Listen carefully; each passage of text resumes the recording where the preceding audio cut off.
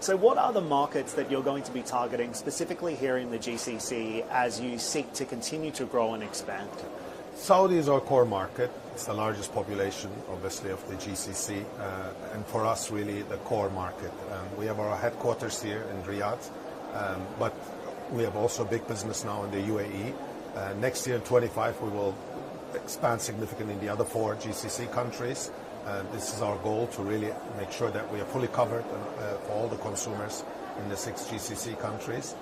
Then we have other international plans, obviously, for the rest of Europe and Central Asia.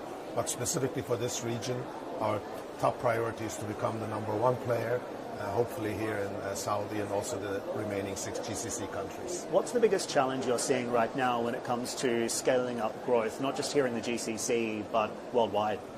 Competition. E-commerce is a very competitive market globally because consumers are actually very spoiled for choice. They can now, on their phones, on their laptops, order from anywhere in the world, any product at any price point. And then, to win these consumers over, you have to basically have the best service level, the best technology, the best assortment, the best price affordability. So it's a very globally competitive market, but you also need to be very local.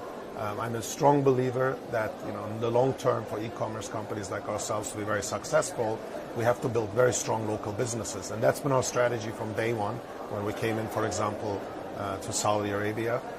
Because we want to make sure that we are fully integrated in the local ecosystem. That's why we have already a big infrastructure build up now here already in Saudi. We have 500 local staff already working for us in Saudi, which we will continue to grow. We have integrations with the local banks, with the local logistics companies like Saudi Post, for example.